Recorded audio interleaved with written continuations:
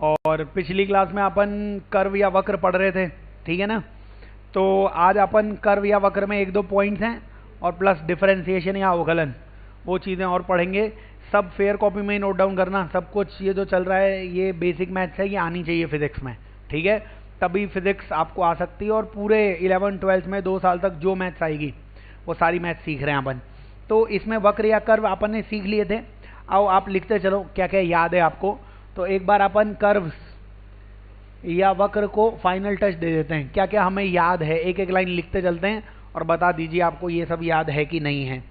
सबसे पहले तो बताइए, वक्र या कर्व बनाने के लिए आपको हमेशा चाहिए एक इक्वेशन, आपको चाहिए हमेशा एक समीकरण।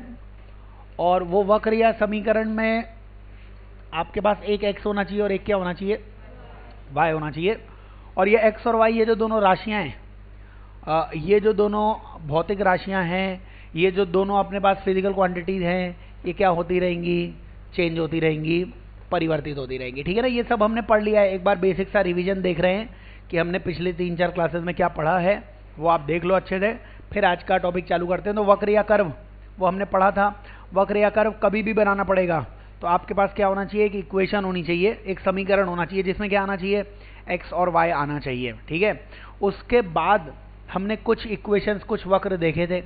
बताइए अगर x और y दोनों की पावर 1 होगी तो वक्र या कर्व क्या आएगा, स्ट्रेट लाइन, जिसको प्यार से आप क्या बोलेंगे, सरल रेखा। रेखा जो सरल है वो आएगी अगर x और y दोनों की पावर कितनी आ जाएगी, 1। और इस सरल रेखा के लिए, इस स्ट्रेट लाइन के लिए इक्वेशन आती थी y = mx + c। जो जो हमने पढ़ा दिया है ना वो बता रहा हूं मैं, आप देख लेना कि ये सब हमने घर पे वापस से पढ़ा कि नहीं पढ़ा। तो y = mx + c आई थी। इसमें c क्या होता था, इसमें c होता था y एक्सिस पर लाइन कहाँ कट कर रही है वो पॉइंट होता था। m क्या होता था, स्लोप होता था, ढाल होता था, tan थीटा इसकी वैल्यू होती थी।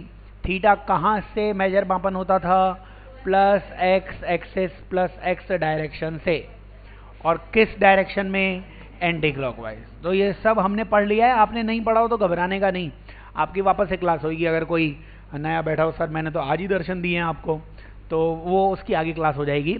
और एक और इक्वेशन मैंने लिखी थी, x/a y/b = 1। ये इक्वेशन हमने कब लिखी थी, जब x एक्सेस पर डिस्टेंस कितनी आएगी, a, और y पर डिस्टेंस या दूरी कितनी आएगी, b। तो ये सरल रेखा या स्ट्रेट लाइन आपको बताया गया था, ठीक है ना। पहला वक्र या पहला ग्राफ, ये सब चीज़ें पढ़ा दी गई हैं, आपको पता होनी चाहिए। और नहीं पढ़ी होंगी तो इंतज़ार कीजिए, जब आपको पढ़ाई जाएंगी तब सब समझ में आ जाएगा। और दूसरा, अगर किसी एक की पावर 1 होती और किसी एक की पावर 2 होती तो फिर ग्राफ या वक्र क्या आने वाला है, पैराबोला आने वाला है, जिसको आप प्यार से परवलय भी कह सकते हो, ठीक है। देखते ही ग्राफ याद करना है ये सब अपने को। इसमें कुछ 3-4 चीज़ें बताई थी आपको। जिसकी पावर 1 होगी, जिसकी पावर 1 होगी उधर ही इसका क्या होगा, माउथ ओपन होगा, बताया था आपको। जैसे ये x की पावर 1 है तो इसका वक्र, इसका ग्राफ कैसे बनेगा, ऐसे बनेगा कि माउथ इसका किधर खुला हुआ होगा, x की पावर 1 है उधर खुला हुआ होगा। और क्या बताया था इसमें, और इसमें अपने को बताया था, हाँ, हमेशा माइनस जो है ना वो कभी स्क्वायर के पास नहीं रहेगा। जैसे यहाँ पे कल कोई इक्वेशन आती x = -y², तो बताया था स्क्वायर तो हमेशा पॉजिटिव रहता है, धनात्मक रहता है, तो दोनों तरफ माइनस से मल्टीप्लाई कर देते हैं तो इक्वेशन कितनी बन जाती, -x = y²। तो इसका मुंह किधर खुल जाता, -x की तरफ खुल जाता, ये बताया था आपको। और क्या बताया था इसमें, और जो भी स्क्वायर में दिखेगा उसे आप 0 करोगे तो ये वाला पॉइंट, ये वाला बिंदु आपको मिल जाएगा। ये सब बताई हुई थी पॉइंट आपको, तो ये सब याद रखने का। कांस्टेंट जोड़ोगे, नियत राशि जोड़ोगे, शिफ्टिंग हो जाएगी, वो सब यहाँ से पता लग जाएगा अपने को। तो ये दूसरी पॉइंट आया था। तीसरा पॉइंट अपने पास बताइए, x और y व्युत्क्रमानुपाती या इन्वर्सली प्रोपोर्शनल होते तो रेक्टेंगुलर, हाइपरबोला, आयताकार, अतिपरवलय, वक्र या ग्राफ आना चाहिए था, ठीक है। और वो कैसा आता था, वो इस तरीके का आता था, सर ये चारों रेक्टेंगुलर हाइपरबोला हैं। ये कब आएगा, जब x × y पॉजिटिव, ये भी कब आएगा, x × y पॉजिटिव, ये x × y नेगेटिव, और ये भी x × y नेगेटिव। ये सब पढ़ लिया है हमने, ठीक है। पूरी 2 साल तक, 1 साल तक, जब तक आप नीट जेई मेंस का पेपर नहीं देते हैं, भगवान के लिए ये सब याद करना पड़ेगा। सर्कल आया था, वृत्त आया था, तो सर्कल की इक्वेशन आई थी एक्स स्क्वायर वाई स्क्वायर बराबर आर स्क्वायर। इसका सेंटर या केंद्र कहाँ पे आएगा? 0,0 पे सेंटर या केंद्र रहेगा। इसका रेडियस या त्रिज्या कितनी रहेगी? आर रहेगी। एक और इक्वेशन बताई थी x माइनस एच का स्क्वायर y माइनस के का स्क्वायर बराबर आर स्क्वायर। इसका सेंटर या केंद्र कहाँ होगा? h, k। इसकी रेडियस या त्रिज्या कहाँ रहेगी? r रहेगी। ये सब हमने पढ़ लिया है। आपको ऐसा लग रहा हो कि ये क्या हो रहा है, तो फिर इसका मतलब आपने घर पे पढ़ा नहीं है, और अगर नए नए आए हो तो आपको 1-2 दिन बाद हम वापस से पढ़ा देंगे तो समझ में आ जाएगा। तो ये सर्कल याद रखना है, वृत्त के लिए याद रखना है। और सर्कल के लिए 2 और पॉइंट आए थे। सर्कल के लिए एक आपके पास चाप या आर्क, इसकी लेंथ कितनी होती थी? R theta. और एक इसकी कॉर्ड आती थी, उसकी लेंथ होती थी 2r साइन थीटा बाय 2। लिखवाई हुई है आपको, ये सब प्रूफ करवाए हुए हैं। ये सब याद करना है अपने को, ताकि क्वेश्चन फिजिक्स में ओरली हो जाएं। तो ये सब प्लीज याद कर लेना। सर्कल की कंडीशन होती थी कि एक पॉइंट से डिस्टेंस हमेशा कांस्टेंट रहेगी। जैसे ये सर्कल बना, मान लीजिए ये सर्कल या वृत्त बना, तो हमेशा सेंटर से किसी पॉइंट P की डिस्टेंस वो हमेशा क्या रहेगी? कांस्टेंट। और केंद्र से दूरी नियत रहेगी। वो दूरी हो क्या कहते थे हम? रेडियस कहते थे, त्रिज्या कहते थे। ठीक है, इसी के जैसे हमारे पास एक 5th एलिप्स आया था, एलिप्स या दीर्घवृत्त। उसकी इक्वेशन बताई थी आपको? नहीं बताई एलिप्स वाली इक्वेशन? एलिप्स केवल लिखवाया था, एलिप्स आपको, एलिप्स। और नहीं लिखवाया है तो अभी आज लिख लेंगे, एलिप्स छोड़ दीजिए। एलिप्स के आगे और कुछ लिखवाया था आपको? एलिप्स के आगे आपको 2-3 कंडीशन लिखवाई थी। एलिप्स बनने की कंडीशन मेरे को याद आ रहा है, ये लिखवाई थी कि 2 सेंटर होते थे, 2 वृत्त होते थे, एक सेंटर C1, एक सेंटर C2, एक पॉइंट P। तो अगर इन दोनों का addition C1P plus C2P constant हो जाए तो क्या बनने वाला है? एलिप्स या दीर्घवृत्त बनने वाला है। और उस समय लिखवाई हुई है इक्वेशन आपको, x square by a square y square by b square बराबर 1। लिखवाया हुआ है इक्वेशन आपको, इसको ड्रॉ करना भी बताया हुआ था आपको। तो ये सब लिखवाया हुआ है, प्लीज याद कर लेने का। कंडीशन याद करनी है, एक ही सेंटर, एक ही केंद्र दिखा तो उसे सर्कल कहते हैं, वृत्त कहते हैं। 2 सेंटर दिखा और दोनों सेंटर से डिस्टेंस कांस्टेंट है तो एलिप्स कहते हैं। और अगर यहाँ पे बीच में माइनस आ जाता तो उसको कहते थे अपन हाइपरबोला। आपको कंडीशन लिखवाई थी, वो याद कर लेना। 12th का टॉपिक आएगा वेव ऑप्टिक्स में, को जरूरत पड़ेगी। आपने कभी ड्रॉ तो नहीं किया है, बट याद करना है। अगर दोनों सेंटर से डिस्टेंस या दूरी, उसका डिफरेंस कांस्टेंट है, तो फिर ग्राफ क्या बनने वाला, वक्र क्या बनने वाला है? हाइपरबोला। ठीक है ना, अति परवलय बनने वाला है। तो ये सब लिखवा दिया है, तो याद करना पड़ेगा, बार बार देखो याद हो जाएगा। तो ये सब ग्राफ, ये सब वक्र अपन ने बता दिए हैं, आप ये सब याद कर लो। इसमें लास्ट में 2 ग्राफ और हैं, आप सब एक हेडिंग में लिख लो, एक्सपोनेंशियल कर्व्स या चरघातांकी वक्र। देखिए ये मैथ्स चल रही है, वैसे क्लास तो फिजिक्स की है, बट मैथ्स आनी चाहिए। सारी फिजिक्स लगा दोगे ना, लास्ट में 2 स्टेप में मैथ्स आएगी कुछ, तो वो आपको आनी चाहिए अच्छे से। और घबराना नहीं बिल्कुल, ये बेसिक मैथ्स हम आपको 2-4 बार पढ़ाएंगे, क्योंकि ये जो बेसिक मैथ्स 11th-12th की होती है, 10वीं से पहले पढ़ी नहीं होती है आपने।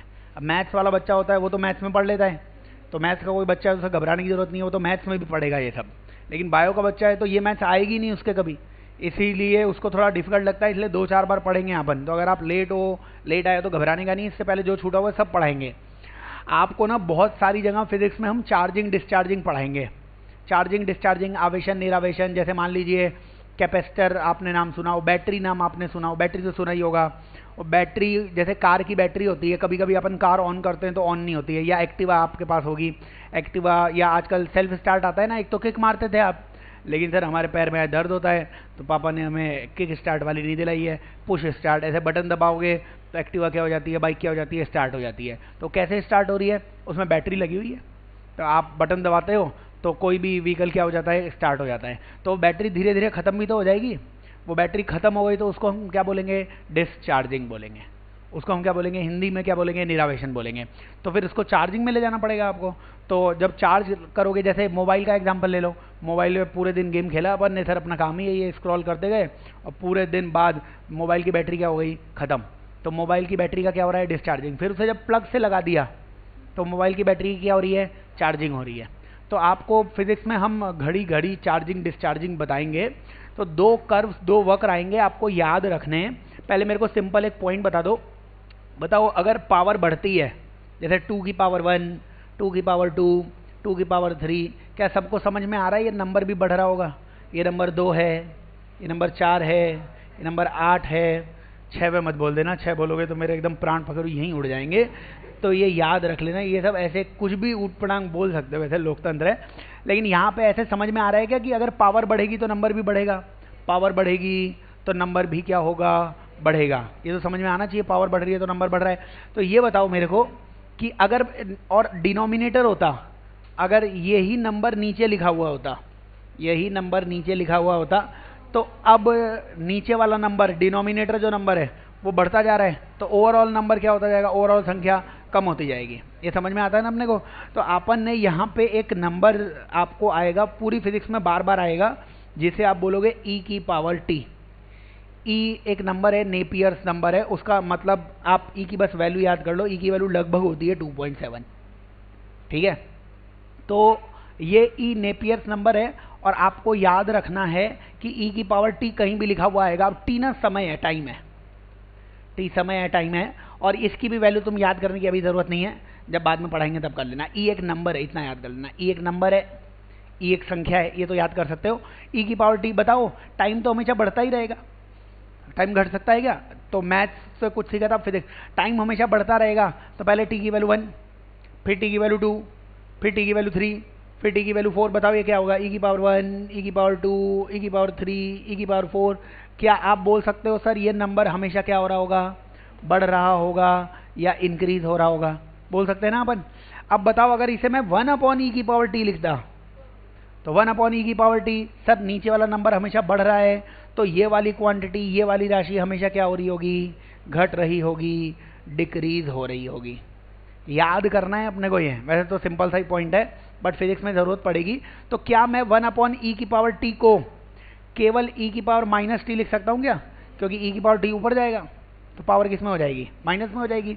आज से याद करना है, फिजिक्स में कभी भी आपको दिखे e की पावर माइनस t, इसका मतलब इसकी प्रकृति, इसका नेचर कैसा होगा, डिक्रीजिंग होगा, डिक्रीजिंग, या ये घटने वाला होगा, घटने वाला। सब नहा के तो आए हो ना, फुल कंसंट्रेशन से यहीं पे सुनना, ये नहीं कि बीच में आत्मा परमात्मा का मिलन हो गया कि गुरुजी तो पता नहीं क्या बोल रहे हैं, अपन कुछ और ही सोच रहे हैं। जैसे ही आत्मा परमात्मा का मिलन होता है ना, कुछ और होने लग जाता है, और फिर कुछ कुछ होता है तो जानते हो पढ़ाई नहीं होती है फिर। तो इसलिए याद रखना है, e की पावर माइनस t वो हमेशा क्या होगा, घटेगा, डिक्रीज होगा। तो कभी भी आपसे कोई पूछे कि e की पावर माइनस t का ग्राफ कैसे बनेगा, ये रहा e की पावर माइनस t और ये टाइम, तो हमेशा आपको इसका ग्राफ, हमेशा आपको इसका वक्र ऐसा बनाना है, डिक्रीजिंग डिक्रीजिंग डिक्रीजिंग डिक्रीजिंग। बताओ ये जीरो कब होगा? जब t की वैल्यू तुम इनफाइनाइट डालोगे, अनंत डालोगे, तो 1/अनंत 0 होगा। तो अनंत तो आ नहीं सकता है, इनफाइनाइट तो यहाँ पे आ नहीं सकता है, इसलिए इसको बहुत पास ले जाना, बस जोड़ना नहीं है, जीरो से जोड़ना नहीं है, क्योंकि जीरो से कब जुड़ेगा वो, इनफाइनाइट टाइम पे, अनंत पे।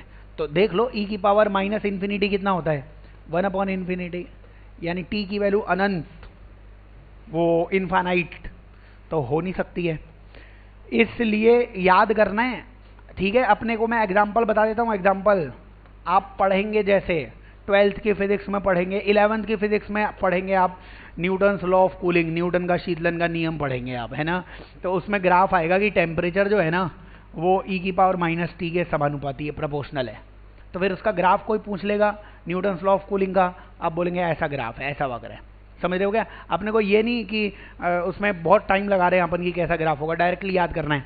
आप 12th की फिजिक्स में पढ़ेंगे, डिस्चार्जिंग पढ़ेंगे, Q equal to Q not e की power minus t by RC, discharging of capacitor. पंखा देखा होगा आपने, पंखा जो दिख रहा है सीलिंग फैन, इस पंखे के ऊपर इसकी ये टोपी जो लगी हुई है ना, ऐसे टोपी को उठा के देखोगे ना, एक सफ़ेद कलर का सिलेंड्रिकल या बेलनाकार आकृति दिखेगी, दैट इज कैपेसिटर, उसको हम कहते हैं संधारित्र। उसकी डिस्चार्जिंग की ये इक्वेशन आएगी, है ना, ये समीकरण आएगा। कोई आपसे पूछे इसका ग्राफ कैसा आएगा, ऐसा ही आएगा। तो जहाँ पे भी पूरी फिजिक्स में आपको क्या दिखा, e⁻⁻t दिखा, भगवान के लिए कोई टाइम पास नहीं चाहिए मेरे को, डायरेक्टली ग्राफ या वक्र आप सभी लोग कैसा बनाएंगे, इस तरीके का बनाएंगे, ठीक है ना। और आता कैसे ये क्वेश्चन, ये तो फिर फिजिक्स में आएगी। अभी केवल मैथ्स पढ़ रहे हैं, जहाँ जहाँ मेरे को 11th और 12th में मैथ्स की जरूरत पड़ेगी मैं एक बार अभी बता रहा हूँ और फिर एक बार बाद में बता दूंगा, समझ रहे हो क्या। ये इक्वेशन है Q = Q0 e⁻⁻t/RC। इसमें कुछ भी डाउट है तो वो फिजिक्स पढ़ने पे पूछ लेना, और अभी कुछ डाउट है तो पूछ लो।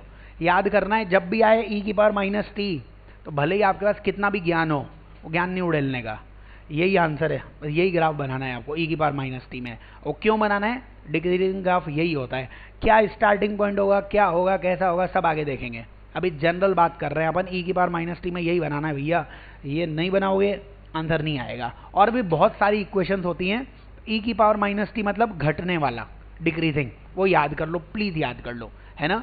इसके बाद ये बताओ, अगर मैं आपसे बोलता कि 1 - e⁻⁻t के बारे में आपके विचार क्या हैं, तो आप मैथ्स बताइए e⁻⁻t डिक्रीजिंग था, घट रहा था, तो आप कुछ वैल्यूज, मैथ्स की वैल्यू 1 - 0.8, मान लो इसकी वैल्यू 0.8 होती, फिर डिक्रीज होने के बाद ये 0.7 हो गया होता।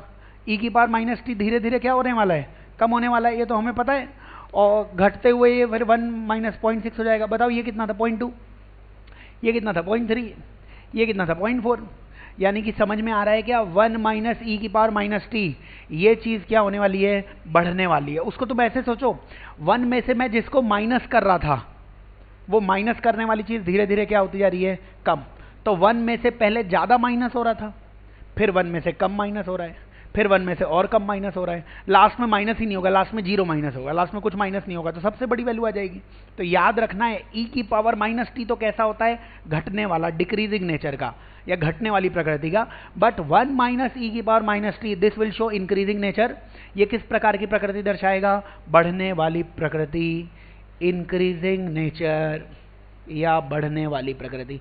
और कुछ भी अभी तुम्हें कोर्स का नहीं पढ़ा रहा हूं मैं, जैसे आपको मान लीजिए आर्मी में जाना होता है, आपको आ गया कि नहीं बहुत जी लिए घर वालों के लिए, अब जिएंगे धरती माता के लिए, तो तुमने बोला अपन बनेंगे भैया सिपाही बनेंगे अपन, तो तुम चाहते हो सिपाही बनना, लेकिन पहले पुलिस वाले देंगे, पहले सिखाएंगे नहीं तुम्हें कि सिपाही बनना, ये ले भैया ये पकड़ दुनल्ली और ये ले AK-47 जो भी दिखे धाए धाए कर देना, ऐसे नहीं।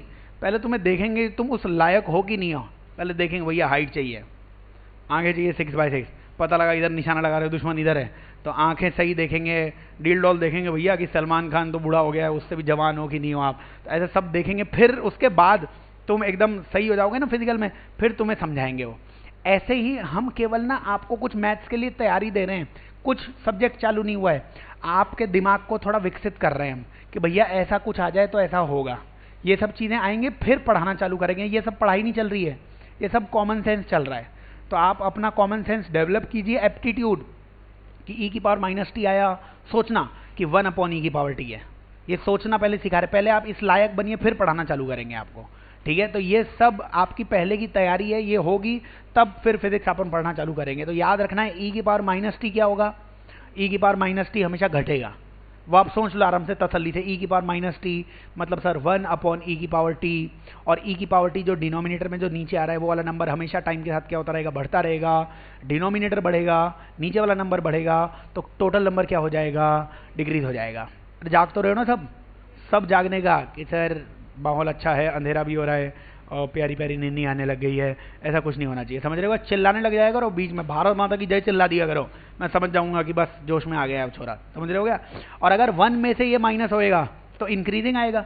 इंक्रीजिंग का ग्राफ या वक्र कैसे बनाना है, टाइम के साथ बढ़ता हुआ बढ़ता हुआ बढ़ता हुआ बढ़ता हुआ, ये किसका ग्राफ आ जाएगा, 1 - e⁻⁻t का। कोई भी आपसे पूछे आज से e⁻⁻t डिक्रीजिंग घटता हुआ और 1 - e⁻⁻t बढ़ता हुआ, और इस प्रकार से ही बढ़ेगा, समझ रहे हो क्या, याद करना है ये। और ये याद कर लोगे, तुम्हारे फिजिक्स में बहुत सारी इक्वेशंस आती हैं, बहुत सारी, जैसे कैपेसिटर की चार्जिंग की Q बराबर Q नॉट 1 माइनस ई की power minus t by R C, आएगी इक्वेशन। तो ये इक्वेशन आई, इसका ग्राफ कोई पूछ ले तो बोलना ये वैसा वैसा दिख रहा है, सर ने शुरुआत में बताया था 1 माइनस ई की पावर माइनस टी, बढ़ता हुआ ग्राफ आ जाएगा। समझ रहे हो क्या? अब ये इक्वेशन कैसे आती है वो सिखाना मेरा काम है, वो फिजिक्स में अपन सीखेंगे कैसे आएगी। बट ये इक्वेशन आ गई, उसके बाद कुछ नहीं बताया जाएगा, उसके बाद सर ग्राफ ऐसा ही बनेगा इसका। तो प्लीज़ आप ये ग्राफ जरूर बना लें, देख लीजिए। इस ग्राफ की खास बात है कि ये ग्राफ इन्फिनिटी तक नहीं जाएगा, ये बाद में जाके ऐसे स्ट्रेट लाइन ऐसा हो रहा है ये ग्राफ, समझ रहे हो क्या? तो ऐसा नहीं है कि इन्फिनिटी तक जा रहा है, ये किसी एक मैक्सिमम वैल्यू तक जाएगा, लास्ट में उससे ऊपर जा नहीं पाएगा। तो ऐसे इसका ग्राफ ये आप बना सकते हो, ठीक है ना? लगभग ये ग्राफ ऐसा आ जाएगा। ये इसके एग्जाम्पल्स हैं जो आपको आगे बता दिए जाएंगे। तो आपको ग्राफ में या वक्र में जिन जिन चीज़ों की ज़रूरत थी ना, जिस थोड़ी बहुत मैथ्स की आपको ज़रूरत थी, तो ट्रिग्नोमेट्री आपको अच्छे से पढ़ा दी गई है, आपको ढाल या स्लोप पढ़ा दिया गया है, आपको कर्व्स या वक्र वो पढ़ा दी गए हैं। ये 3 टॉपिक मैथ्स के आने चाहिए, वो अच्छे से पढ़ा दिए गए हैं। आज से एक और अच्छा टॉपिक चालू होएगा, डिफरेंशिएशन, अवकलन, और कल इंटीग्रेशन। थोड़ा छोटा मोटा सा ही है, ज़्यादा डिटेल में है नहीं अपने। तो अपन एक और नेक्स्ट टॉपिक लिखने वाले हैं, और आप सब एक हेडिंग में प्यार से लिखेंगे डिफरेंशिएशन, या प्यार से इसको बोल सकते हो अवकलन। हिंदी इंग्लिश जैसे भी आपको लिखना हो तो ये आ जाएगा अवकलन या डिफरेंशिएशन, ठीक है? तो मैथ्स में तो पूरा डिटेल में पढ़ते हैं अपन इसे काफ़ी दिनों तक, लेकिन फिजिक्स में आपको कुछ ही चीज़ें याद करनी है। तो यहाँ पे जो जो चीज़ें बोली जाएं बताने का, इधर सुनते चलिए। एक मान लीजिए 10 होता है, एक नंबर होता है 10, है ना, और एक नंबर होता 9। मैं इसका डिफरेंस निकालता, इसका अंतर निकालता, तो 1 आता डिफरेंस। तो ये जो बड़े बड़े डिफरेंस आते हैं ना, आज से इनको आप बोलेंगे डेल्टा। डेल्टा सिंबल कहीं भी दिखे, ये चिन्ह है, ये किसका चिन्ह है? डेल्टा। कोई भी बोले डेल्टा का मतलब क्या है? लार्ज चेंजेस, बड़ा परिवर्तन। प्लीज़ लिख लेना, डेल्टा का मतलब साथ में लिखते चलो, बड़ा परिवर्तन। ये तो मातृभाषा में। And if you are convent educated, sir हम तो अंग्रेजी माध्यम के हैं, तो फिर लार्ज चेंज। सुनते रहना, और कुछ भी डाउट हो तो पूछ लेने का। तो कहीं पे भी आपको डेल्टा दिखा तो डेल्टा का मतलब होता है बड़ा चेंज, और डेल्टा का फॉर्मूला है फाइनल माइनस इनिशियल, याद करना है। कोई भी बोले डेल्टा क्या है? चेंज है, परिवर्तन है। डेल्टा का मतलब क्या होगा? Final minus initial. एग्जाम्पल इसका, कोई बोल दे डेल्टा वी क्या होगा, जहां वी मैं मान लेता हूं वेलोसिटी को या प्यारे वेग को, तो डेल्टा वी का फॉर्मूला क्या बोलेंगे आप? V final minus v initial. Delta का मतलब चेंज, और फाइनल माइनस इनिशियल। अब डेल्टा रुपए मतलब फाइनल रुपया माइनस इनिशियल रुपया, समझ रहे हो क्या? तो डेल्टा का मतलब फाइनाइट है, ये आप निकाल सकते हो खुद से, है ना? तो ये याद रखना है अपने को कि डेल्टा वी का मतलब क्या हो जाएगा? V final minus v initial. Delta large change, बड़े चेंजेस के लिए। लेकिन ना कुछ बहुत ही स्मॉल से चेंजेस होते हैं। स्मॉल से चेंजेस का मतलब, जैसे मैं पूछता बताओ 1 के आगे कौन सा नंबर आता है? बताओ 1 के आगे नंबर कौन सा आएगा? जो 2 बोलेगा वो तो शुद्ध गधा है। देखो 1 के आगे और भी तो नंबर आते हैं, वो 2 ही आता है क्या? ऐसे तो 1.5 भी आता है सर। 1 के आगे 1.4 भी आएगा सर। 1 के आगे, 1 के जस्ट आगे कौन सा नंबर आएगा? 1.1 ही आएगा। तो इससे पहले 1.01 भी तो आ सकता है। 1 के ठीक आगे कौन सा नंबर आएगा ये भी नहीं मालूम आपको?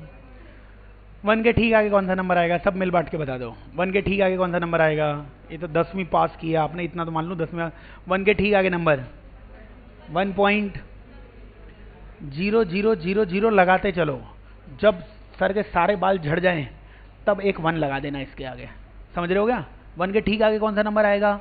1.000000। तुम भी लिखते जाओ, तुम्हारा बेटा उसको बोलना बेटा 0 लिखते चले जा, उसका बेटा उसको बोलना भैया 0 लिखते चले जाओ। 7वीं पीढ़ी है, अपने मानते हैं ना 7 पीढ़ी है, 7वीं पीढ़ी से बोलना भैया जब तेरे सफ़ेद बाल आए तब 1 लगा देना बस।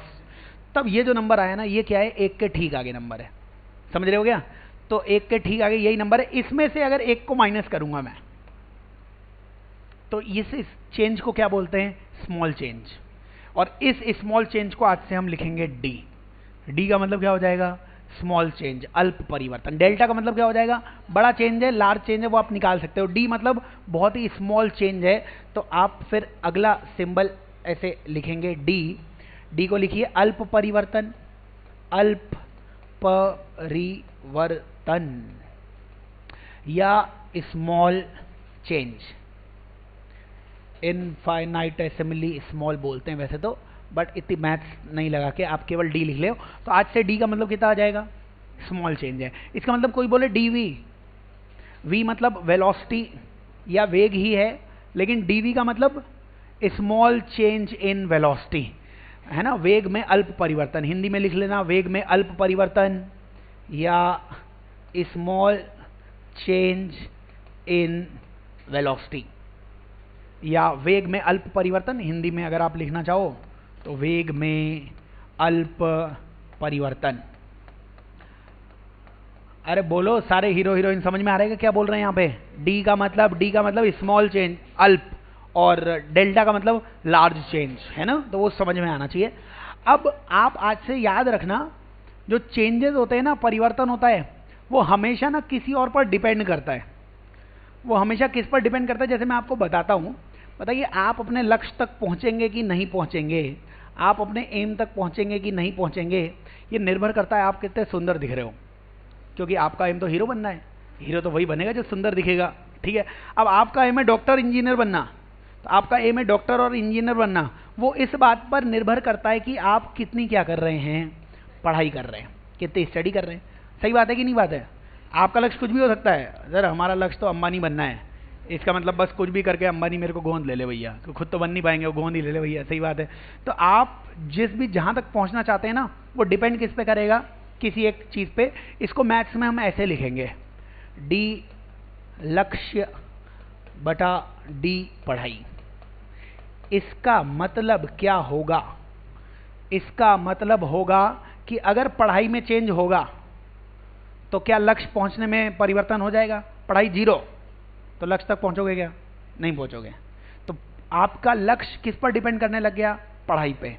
इसका मतलब कभी भी ऐसा सिंबल दिखे d y by d x, ऐसे दिखेगा, इसका मतलब क्या है कि जब आपने x को बदला तो y भी बदल गया। उसको लिखते हैं ऐसे हम, जब हमने पढ़ाई को बदला तो क्या लक्ष्य भी बदल गया? बिल्कुल। जब मैं नया नया आया तब तो मैं पढ़ने लगा, फिर मेरे को हवा लग गई सीकर की, फिर मेरे को पता लगा हीरो में तो मतलब सीकर में तो हीरो भी बन सकते हैं, इसलिए पढ़ाई को मैंने जीरो कर दिया और फिर मैं क्या बन गया? हीरो। फिर लक्ष्य इधर और मैं इधर। समझ रहे हो गया? इसीलिए d y by d x का मतलब क्या होगा? याद करवा रहा हूँ, x को बदलने से y बदला है कि नहीं बदला है। अगर नहीं बदला है तो इक्वल टू जीरो। जैसे मैं आपसे बोल देता डी लक्ष्य बटा डी खाना। अब आप कितना खाते हो, इससे आपके डॉक्टर इंजीनियर बनने का कोई लेना देना है क्या? तो खाने को बदलने से क्या लक्ष्य मिल जाएगा? सर इनका कोई लेना देना नहीं है, ये वैल्यू कितनी आ जाएगी? जीरो। समझ रहे हो गया? तो अब अपन इसमें कुछ पॉइंट्स में लिखवा देता हूँ आपको क्या मैं बोल रहा हूँ, और समझना। सब एक सिंबल लिखेंगे, एक चिन्ह लिखेंगे, d y by d x. D का मतलब आप बता दिया है, डी का मतलब वाई में बहुत छोटा चेंज, और यहाँ पे ये क्या लिखा हुआ है? एक्स में बहुत छोटा चेंज। इसको पहले आप लिख लो कि इसको बोलते क्या है अपन। इसको बोलेंगे change in y with respect to x. वाई में परिवर्तन एक्स के सापेक्ष। y में परिवर्तन x के सापेक्ष, है ना। और बिल्कुल जो एक्चुअल मीनिंग है उससे आपको बता रहा हूँ, तो कुछ डाउट होना नहीं चाहिए। तो y में चेंज x के सापेक्ष, है ना, x के रेस्पेक्ट में। इसका और मतलब, ये तो फर्स्ट मतलब है, और नहीं समझ में आए तो इसको ऐसे लिख लेना कि x को चेंज किया तो y में कितना चेंज। ये हिंदी चाहे इंग्लिश कुछ भी हो, आप लिखिए ऐसे ही ताकि फील आए आपको। फील आएगी तभी मजा आएगा। तो x को चेंज किया अपन ने, x को चेंज करने पर y में कितना चेंज। x को चेंज करने पर y में कितना चेंज, उसी को पढ़ा लिखा आदमी आज से क्या बोलेगा? D y by d x. सुन रहे हो गया? कि x को चेंज करने पर y में कितना चेंज हुआ, उसको पढ़ा लिखा आदमी क्या बोलेगा, dy बाई डी एक्स। ये हमारे मन के अंदर है, कोई हमसे पूछेगा ना dy बाई डी एक्स का क्या मतलब है, तब हम बताएंगे ये सब, वरना हर कोई बोलेगा dy बाई डी एक्स। अब आप पढ़े लिखे हो तो समझ में आना चाहिए dy बाई डी एक्स मतलब मैं x को बदलने वाला हूँ, और x को बदलने पे क्या चीज़ बदलनी चाहिए, y बदलनी चाहिए। अगर y बदली तो आंसर बताइए, और अगर y नहीं बदली तो आंसर 0 बोल दीजिए, 0 बोल दीजिए। इसी से, और इसी को हम अगर चाहें तो आप जो नॉर्मली सुना करोगे, इस d को हम बोलेंगे डिफरेंशिएशन। तो आप प्लीज़ लिख लीजिए differentiation of y with respect to x, या y का अवकलन x के सापेक्ष। इसको आप लिख लेना y का अवकलन x के सापेक्ष। तो जिसको कुछ समझ में नहीं आया हो, वैसे तो समझ में आएगा, हिंदी में तो पढ़ाया जा रहा है सब, तो मतलब भी समझ में आना चाहिए, आंसर्स तो अभी सब आ जाएंगे। तो dy by d x please याद रखना। तो इसमें ये बताओ फिर, अभी यहीं से कुछ पॉइंट्स आ जाएंगे, बताओ dy बाई डी एक्स का क्या मतलब है। इसका मतलब है x को बदलने पर y कितना बदला, तो y में x होना तो चाहिए ना, y में x होना तो चाहिए। अगर y की वैल्यू x स्क्वायर होती, y की वैल्यू अगर x स्क्वायर होती तो बताओ x बदलने पर क्या y बदलता, बिल्कुल बदलता सर, बदलता ना। अगर y की वैल्यू t स्क्वायर होती, सर x बदलने पर, सर यहाँ पे तो x दिख ही नहीं रहा है, तो फिर इसका आंसर मैं नहीं निकालूंगा। समझ रहे होगा क्या बोल रहा हूँ मैं। इसका मतलब ये y डिपेंड करना चाहिए, निर्भर करना चाहिए किस पर, x पर, तभी आंसर निकालना, वरना चुप रहने का, इधर नहीं निकाल सकते हम आंसर, ठीक है ना, आंसर नहीं देने का।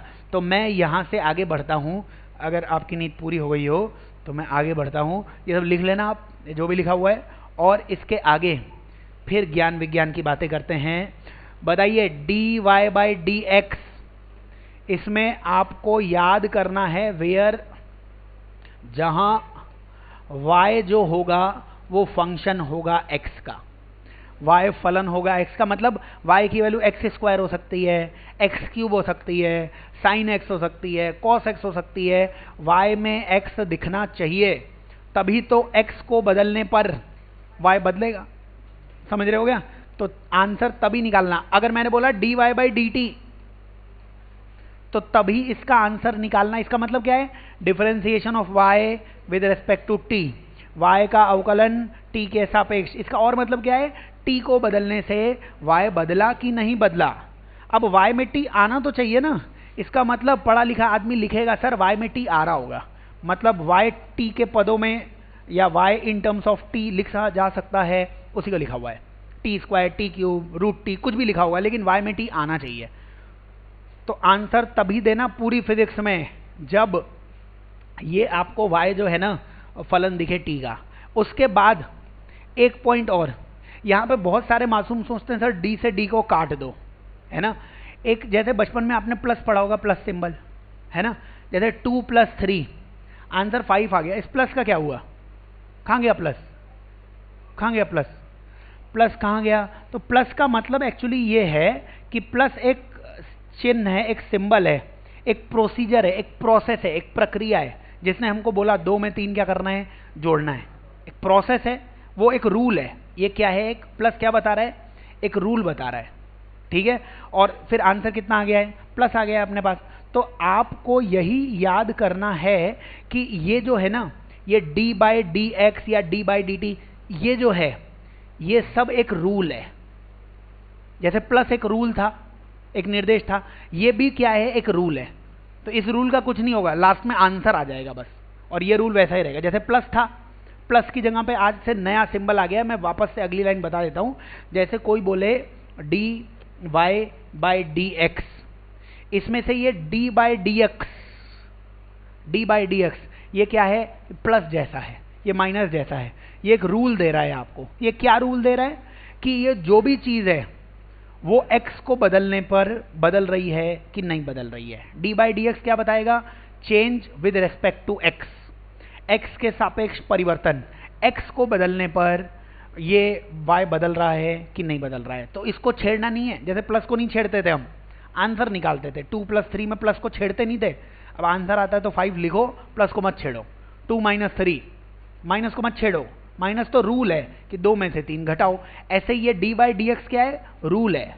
कौन सा रूल है कि x को चेंज करने पर ऊपर जो कुछ लिखा है वो बदल रहा है कि नहीं बदल रहा है, समझ रहे हो। तो इस रूल में ये नहीं d से d काट दिया, ये वो मैथ्स नहीं चल रही है। तो ये d बाई डी एक्स क्या है, एक रूल है जो आपको बता रहा है कि x को बदलने पर y बदलता है कि नहीं बदलता है, समझ रहे हो गया।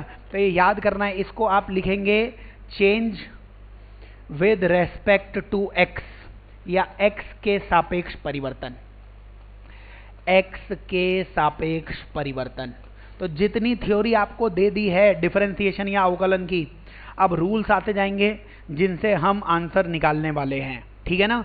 तो आप प्लीज याद कर लेना, कोई भी आपसे पूछे डिफरेंशिएशन क्यों निकाला हमने, ये सिंबल क्यों निकाला, तो लोगों को बोलना यार बहुत सारी चीजें ना एक दूसरे पर निर्भर करती हैं, कि मैं अच्छा आदमी बनूंगा कि नहीं बनूंगा वो निर्भर करेगा कि मैं पढ़ाई कर रहा हूँ कि नहीं कर रहा हूँ, मैं मोटा हट्टा कट्टा बनूंगा नहीं बनूंगा वो निर्भर कर रहा है मैं खाना कैसे खा रहा हूँ। तो चीज़ें ना एक दूसरे पे डिपेंड करती हैं, निर्भर करती हैं आम जिंदगी में। और फिजिक्स आम जिंदगी की चल रही है, तुमने बोला वेलोसिटी वेग, तो वो वेग डिपेंड करेगा टाइम पे कि वेग अभी कितना है, 0 है वेलोसिटी, बाद में वेलोसिटी कितनी आ जाएगी, 10 आ जाएगी, तो वो d v by d t, समझ रहे हो। इसीलिए अपन ये डिफाइन कर रहे हैं। अब अपन इस डिफरेंशिएशन के रूल्स पे आ जाते हैं। सारी थ्योरी तुम्हें बता दी है, प्लीज याद कर लेना जो जो बताया हुआ है।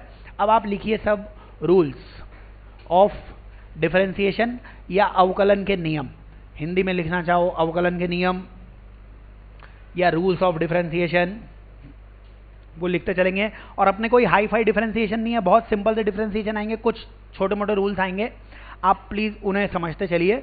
बोलिए सबसे पहले आपसे पूछ लिया डी बाई डी एक्स, ये तो प्लस जैसा है, डी बाई डी एक्स का मतलब एक्स को बदलने पर ऊपर सर जो भी लिखोगे वो बदलेगा कि नहीं बदलेगा, ये इसका मतलब हुआ।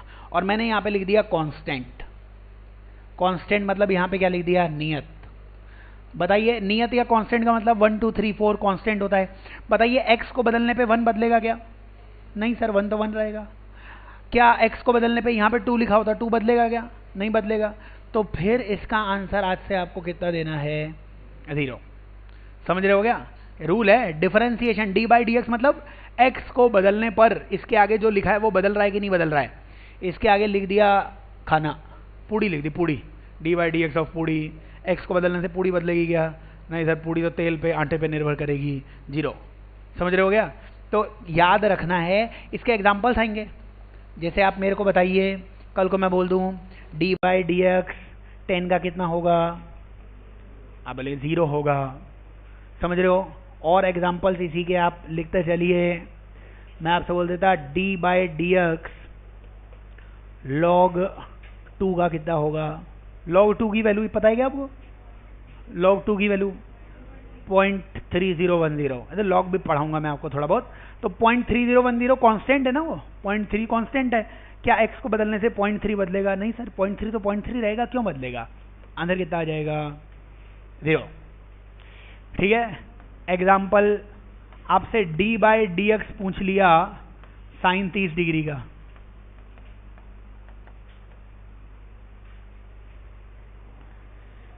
साइन 30, ऐसा तो नहीं आते सर साइन x का डिफरेंशिएशन cos x होता था, log x का अवकलन log x का डिफरेंशिएशन 1/x होता था, वो log x होना चाहिए, x नहीं है यहाँ पे। साइन 30 की वैल्यू 1/2 होती है, अगर आपको पता हो तो 1/2 कांस्टेंट है क्या, तो नियत या कांस्टेंट x को बदलने से हाफ बदलेगा क्या, नहीं बदलेगा सर, काहे बदलेगा। तो समझ रहे होगे, याद करना है, अब मन में कुछ डाउट नहीं होना चाहिए इसलिए बता रहा हूँ। ये सब आपको बोल दिया d by d x of e square, ई की कुछ वैल्यू बताई थी सर आपने 2.7 के लगभग, 2.7 का स्क्वायर करोगे कोई नंबर ही तो आएगा, कुछ कांस्टेंट ही तो आएगा, उसका भी स्क्वायर कितना हो जाएगा, कांस्टेंट, कांस्टेंट का डिफरेंशिएशन कितना हो जाएगा, 0 हो जाएगा।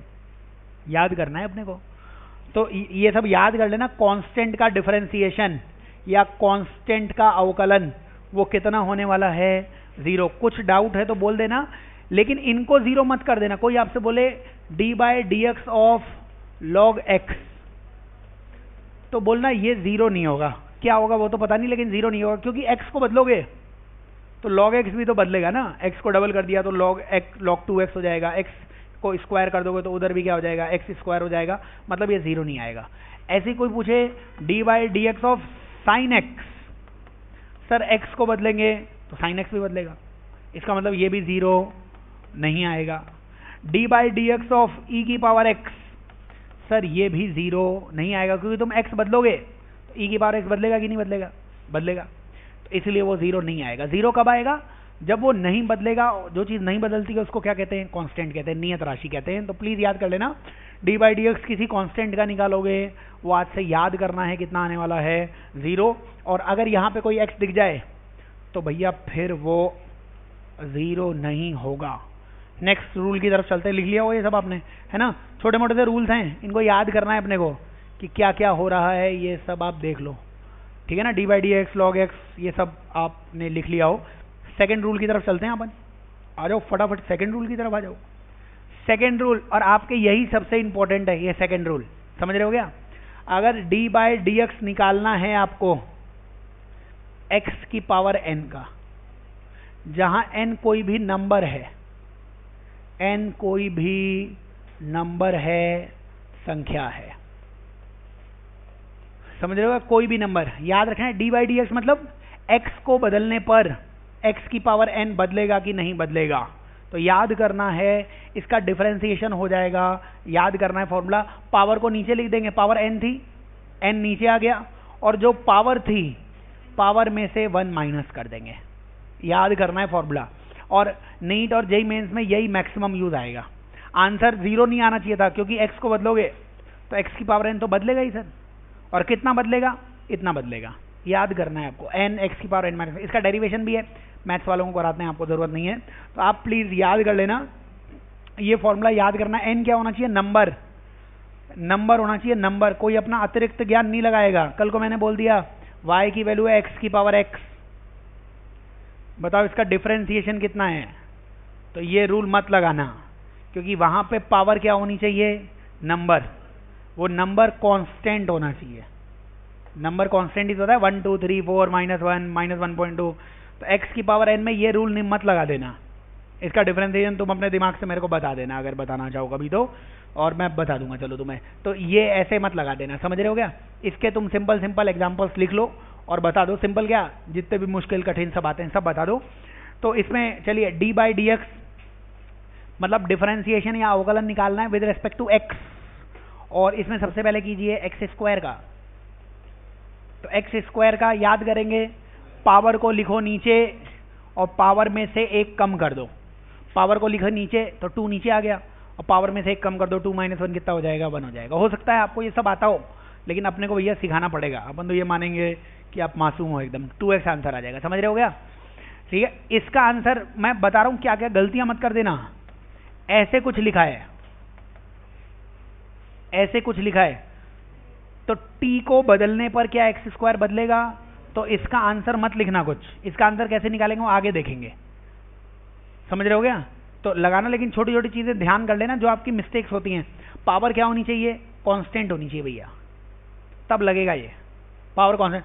अगर नीचे x को चेंज करोगे तभी तो एक्स स्क्वायर बदलेगा, तब दो आंसर, ऐसे मत दो आंसर की ऐसा कुछ भी है। तो आईसी में अपने यही सब छोटी मोटी चीजें आएंगी, आप लिखते चलो। अगला एग्जाम्पल लिखेगा, देश का उज्जवल भविष्य लिखेगा, D by d x of x की पावर -4, बोलिए एक्स की पावर -4, पावर पहले देख लीजिए, नीचे भी एक्स ऊपर भी एक्स दिख रहा है क्या, हाँ, अब आंसर निकालना। तो बताओ, पावर लिखेंगे नीचे, पेन चलाएंगे और पावर में से 1 कम करेंगे, -4 -1 वो हो जाएगा -5, याद करना है, पावर को लिखना है नीचे और पावर -1, पावर -4 थी, -4 में -1 कितना हो जाएगा, -5। सिंपल सा फॉर्मूला है डिफरेंशिएशन या अवकलन का। अब मैं इसी फॉर्मूले का यूज करके कुछ रिजल्ट्स बता रहा हूं जो तुम्हें याद करने भाई, ताकि अपन एग्जाम में ओरली आंसर लिखें।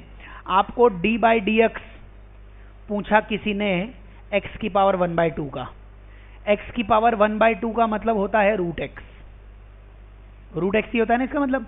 बताइए क्या आएगा इसका आंसर, पहले पावर को लिखेंगे नीचे और फिर पावर में से आप 1 माइनस कर देंगे। देखिए x की पावर 1/2 था, तो डिफरेंशिएशन क्या आएगा, पावर को लिखा नीचे तो हाफ आ गया, और फिर पावर में से हाफ माइनस 1 कितना होता है?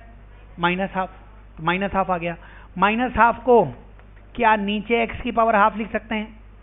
क्या इसे 1/2 रूट एक्स लिख सकते हैं? 1/2 रूट एक्स आज से रटना है आपको ये, ताकि एग्जाम में टाइम पास नहीं हो। d/dx of root x, please याद करना है अपने को। रूट एक्स का अवकलन, रूट एक्स का डिफरेंशिएशन कितना होगा? 1/2 रूट एक्स। ताकि अपन देखते ही टिक करें। आप जेई मेंस या नीट कुछ भी दोगे, ऑब्जेक्टिव आएंगे ना क्वेश्चन, तो वहाँ पे आपके ज्ञान की जरूरत नहीं है अपने को, वहाँ पे आप ऑप्शन टिक करिए। जब जेई एडवांस दोगे तब अपने ज्ञान का प्रदर्शन करना उस वक्त। तो अभी ये याद रखना है भैया, रूट एक्स का डिफरेंशिएशन अवकलन, और बार बार मैं बोलूंगा नहीं, ये अवकलन एक्स के रेस्पेक्ट में ही होना चाहिए। एक्स को चेंज करोगे तभी तो रूट एक्स बदलेगा ना। अभी रूट एक्स का डिफरेंशिएशन या अवकलन विद रिस्पेक्ट टू टी आ गया नीचे, तो कुछ मत बोलना सर, टी को बदलने से रूट एक्स थोड़ा ना बदलेगा, टी को बदलने से तो रूट टी बदलना चाहिए था।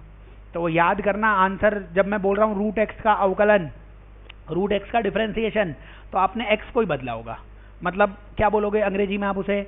रूट एक्स का differentiation with respect to x, root x का अवकलन जब हमने एक्स के सापेक्ष किया है। तो प्लीज याद कर लेना, ये पहला रिजल्ट मैं पूछूंगा बार बार, तो ये रिजल्ट आपको प्लीज याद करना है। इसके बाद आपको इसी में एक और रिजल्ट याद करना है, d/dx निकालिए 1/x का। ये याद होने चाहिए अपने को रिजल्ट, ताकि हम फिजिक्स में मैथ्स जो है वो ओरली कर पाएं, है ना। याद हो तो बहुत अच्छी बात है। क्या 1/x को आप खुशी के साथ x की पावर -1 लिख सकते हो? बोलिए बोलिए, x ऊपर जाएगा तो x की पावर -1 आ जाएगा। बोलिए क्या करना पड़ेगा इसमें? पावर सामने आ जाएगी, जो भी पावर हो पावर एक बार नीचे उतारो और पावर में से एक कम कर दो, तो -1 कितना हो जाएगा? -2। तो व्हाट इट विल बिकम, ये क्या बन जाएगा? ये बन जाएगा -1/x²। x की पावर -2, x की पावर -2 कैसे आया? वो पावर -1 थी, -1 में -1 और हो जाएगा। तो ये अगला याद करना है, ये पहला रिजल्ट याद करना था। रूट एक्स का डिफरेंशिएशन, रूट एक्स का अवकलन कितना होता है? 1/2 रूट एक्स। ऐसे ही प्लीज आप दूसरा रिजल्ट भी याद कर लेना, d/dx 1/x का, वो कितना आ जाएगा? -1/x²। ताकि अपनी फिजिक्स में जितनी मैथ्स आए, कम से कम उसमें कोई टाइम पास नहीं करे। याद करना है रूट एक्स का डिफरेंशिएशन, रूट एक्स का अवकलन। वैसे तो जनरल फॉर्मूला है, पावर को लिखो नीचे, पावर में से एक कम करो, लेकिन याद कर लो रूट एक्स का 1/2 रूट एक्स, 1/x का -1/x²। तो ये आपको याद करना है। ये हो गया सेकेंड रूल, जो सबसे इंपॉर्टेंट है। उसके बाद थर्ड रूल, तीसरा रूल, अगर मान लीजिए आपको दिया हुआ है u+v, आपको y की वैल्यू दी हुई है u+v, प्लस हो सकता है, माइनस हो सकता है। तो ये रूल कहता है कि अगर आप डिफरेंशिएशन निकालते हो तो हर किसी का अलग अलग डिफरेंशिएशन निकाल लो, और प्लस है तो प्लस को प्लस रखना, माइनस है तो माइनस को माइनस रखना, कुछ फर्क नहीं पड़ता है। समझ रहे हो गया? प्लस और माइनस आया तो पहले वाले का डिफरेंशिएशन अलग से, दूसरे वाले का डिफरेंशिएशन अलग से, बीच में प्लस माइनस है तो प्लस माइनस को प्लस माइनस रहने दो। एग्जाम्पल देख लो, कुछ खास बात नहीं है। जैसे मैं बोलता y बराबर √x + 1/x, y की वैल्यू दे दी मैंने आपको। मैंने आपसे पूछा d/dx, d/dx का मतलब क्या होता है? x को बदलने से, x को चेंज करने से y कितना बदला। पहले तो मनी मन सोच लेना कि सर नीचे x है, क्या y भी x में लिखा हुआ है? लिखा हुआ है y में x, इसलिए आंसर आएगा। और क्या आएगा? डिफरेंशिएशन कर दो, वो तो याद कराया आपको। √x का कितना होता है भैया? 1/2 रूट एक्स। और 1/x का कितना होता है? -1/x²। आ गया अंदर, ठीक है। √x का जो था वो लिख दिया, यहाँ पे प्लस था, यहाँ पे मैंने प्लस लगाया, लेकिन 1/x का -1/x² था, और प्लस को माइनस से मल्टीप्लाई करेंगे तो माइनस ही तो आ जाएगा ना बीच में, इसलिए मैंने एक साथ आंसर लिख दिया था 1/2 √x। प्लस है तो प्लस लगाओ उसका, लेकिन डिफरेंशिएशन माइनस आता, अपने आप कितना आ जाएगा? -1/x²। सिंपल रूल है, अगर प्लस माइनस है कुछ फर्क नहीं पड़ता है, तुम अलग अलग सबका क्या करते चलो, डिफरेंशिएशन या अवकलन करते चलो, आंसर आ जाएगा। ये है तीसरा रूल। समझ रहे हो क्या? डिफरेंशिएशन किसी का भी आना चाहिए, और सिंपल सिंपल रूल्स हैं। इसके बाद चौथा रूल, फोर्थ रूल, अगर y की वैल्यू कुछ कांस्टेंट इनटू कोई फंक्शन दिया हुआ है x का, फलन दिया हुआ है x का, आप डिफरेंशिएशन करते हो, कांस्टेंट का मतलब है ये कोई नंबर होगा, है ना, कोई नंबर होगा, ये कांस्टेंट है। अगर कांस्टेंट मल्टीप्लाई हो रहा है किसी x से तो कांस्टेंट को भूल से भी नहीं छेड़ना है, केवल डिफरेंशिएशन x का होगा। याद रखना है, अगर केवल कांस्टेंट होता, रूल 1 क्या था? रूल 1, अगर केवल कांस्टेंट होता तो 0, केवल कांस्टेंट होता तो वो तो बदलता ही नहीं, उसका डिफरेंशिएशन 0। लेकिन कांस्टेंट किसी से मल्टीप्लाई हो गया तो कांस्टेंट को मत छेड़ो, उसके अलावा जो बचा है उसको छेड़ो, तो फिर आंसर आ जाएगा। जैसे कि ये सब आप लिखते चलो एग्जाम्पल के साथ, ताकि आपके छोटी सी बुद्धि में सब बातें आते जाएं। मान लो y की वैल्यू होती है 2√x, y की वैल्यू होती है 2√x, हमें इसका डिफरेंशिएशन निकालना पड़ता, हमें इसका अवकलन निकालना पड़ता। क्या कांस्टेंट x से मल्टीप्लाई हो रहा है? कांस्टेंट को नहीं छेड़ेंगे, 2 तो 2 ही रहेगा, केवल डिफरेंशिएशन, केवल अवकलन किसका? √x का। क्या √x का डिफरेंशिएशन तुमको अभी तक याद हुआ है? क्लास में ही याद करना है। √x का कितना होता है? 1/2√x। समझ रहे हो क्या? चिल्लाते रहने का। √x का 1/2√x और 1/x का -1/x²। तो आंसर आ गया, 2 से 2 कैंसिल हो जाएगा, आंसर कितना आ जाएगा? 1/√x। अगर कांस्टेंट किसी x से मल्टीप्लाई हो रहा है तो कांस्टेंट को नहीं छूना है, कांस्टेंट को छेड़ोगे कांस्टेंट गुस्सा हो जाएगा, ठीक है। केवल कांस्टेंट होता तो आंसर कितना आता? 0 आ जाता। तो अभी तक जो भी कुछ आपको रूल्स बताए हैं, आप क्या कीजिए, इनके कुछ आंसर्स बता दीजिए मेरे को।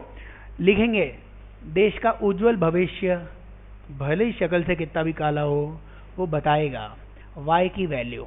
y की वैल्यू आपको दी हुई है x² + 2x + 10। हमें निकालना है dy/dx। जिसने भी आंसर निकाल लिया है, बहुत ही खुशी हुई मुझे कि इतने महान क्वेश्चन का तुमने आंसर निकाला है। बताइए सबसे पहले, क्या ये x² दिख रहा है? x² अगर आप पहली बार पढ़ रहे हो, क्या ये x की पावर n जैसा दिख रहा है? यानी क्या करते थे, पावर को लिखेंगे नीचे, 2 को लिखा नीचे और पावर में से 1 कम कर दीजिए, 2 - 1 आ जाएगा। सही है? कुछ भी नहीं है चिल्लाने का, बात करने का। ये वैसी टीचिंग नहीं है स्कूल वाली कि गुरुजी है, गुरुजी कुछ बोल रहे हैं, विद्यार्थी कुछ कर रहा है। ये 2 वे है। आपको कुछ समझ में नहीं आया तो आप जागो और पूछो कि भैया क्या लिख रहे हो ये सर, सब ऊपर से जा रहा है। जहाँ यहाँ तक तो हमारे बाल है और इसके ऊपर आपका ज्ञान जा रहा है। देखिए ऐसे यहाँ तक होंगे ना, मेरे बाल तो यहीं तक है, तुम्हारे यहाँ तक है सर, हमारे बाल यहाँ से थोड़ा सा ऊपर से जा रहा है आपका ज्ञान बोलने का। फिर मैं और गिर के पढ़ाऊंगा, ऐसे लेट जाऊंगा, लेट के पढ़ाऊंगा कि देख भाई ऐसे आएगा। लेकिन जो जो हिंदी में बोल रहा हूँ याद कर लो। x² कैसा है? x की पावर n जैसा है। फिर बताओ, प्लस है तो प्लस ही रहता है। अब ये क्या है? ये कांस्टेंट इनटू कोई x मल्टीप्लाई हो रहा है, कांस्टेंट 2 और x मल्टीप्लाई हो रहा है, तो कांस्टेंट 2 है, 2 तो 2 रहेगा, कांस्टेंट को नहीं छेड़ना है। और x की पावर 1 का भी डिफरेंशिएशन तुम्हें याद करना है, वो 1 होगा। कैसे होगा? पावर को लिखो नीचे, 1 आ गया नीचे, और फिर पावर में से 1 माइनस कीजिए तो 1 - 1 0 आ जाएगा। समझ रहे हो क्या? x की पावर 1, ये भी वैसा ही है, कांस्टेंट तो वैसा ही रहा, और x की पावर 1 ये x की पावर n जैसा है। तो पावर लिखो नीचे, 1 लिखो नीचे, और 1 - 1 0। x की पावर 0 को 1 कहते थे अपन। तो यहां से आंसर केवल 2 आ जाएगा। 10 तो कांस्टेंट है, कांस्टेंट बदलता नहीं है, उसका डिफरेंशिएशन अवकलन 0। आंसर आएगा 2x + 2। ठीक है, आंसर्स बिल्कुल आसानी से आप निकाल सकते हो। ये याद करना है अपने को, जो भी आपको बताया जा रहा है। फटाफट आप और आंसर निकालेंगे अपन। कुछ भी दुख कष्ट और तकलीफ हो आपको, तो वैसे तो ऐसी चीज़ें अपने पास ही रखनी चाहिए, लेकिन फिर भी होगी सर कैसा आ गया, मेरी शक्ल देखो और ख़राब हो गई है। आप बताइए 3x⁴ - 8x³ + 3x² + 2x + 12। Differentiation करना है, कुछ बोला नहीं है। क्या y केवल x पर डिपेंड कर रहा है? क्या y केवल x पे निर्भर कर रहा है? तो फिर डिफरेंशिएशन भी किसके रेस्पेक्ट में होगा? x के रेस्पेक्ट में ही होगा। अवकलन भी x को चेंज करने पे ही तो y बदलेगा ना, तो d/dx ही लिखना, कोई बोले कि नहीं बोले। और किसका? y का। तो अपन इसमें इस y का कर देते हैं। बताइए सबसे पहले ये आपको समझ में आना चाहिए, कांस्टेंट किसी से मल्टीप्लाई हो रहा है, तो कांस्टेंट किसी से मल्टीप्लाई, कांस्टेंट को मत छेड़ो, 3 को 3 रखो। x⁴ बोलेगा, देश का उज्जवल भविष्य बोलेगा, x⁴ पावर लिखो नीचे और पावर में से एक कम करो। ये समझ में आता है? पावर लिखो नीचे x की पावर 4। अबे ये किसी को नहीं आ रहा हो तो प्लीज बोल दो, बाहर जाके नहीं बोलने का कि सर पावर को लिखो नीचे, हमने लिख दिया नीचे पैरों पे, पता नहीं क्या हुआ। फिर नीचे लिखने में तो कॉपी पे लिखना है, ठीक है, बट नीचे लिखना है। पहले पावर में था, अब नीचे 4x3। अरे बोलो, कुछ समझ में नहीं आ रहा हो तो नाच के दिखाओ मेरे को समझ में आ जाएगा कुछ आपको परेशानी चल रही है। प्लस माइनस को छेड़ना नहीं है, माइनस माइनस रहेगा।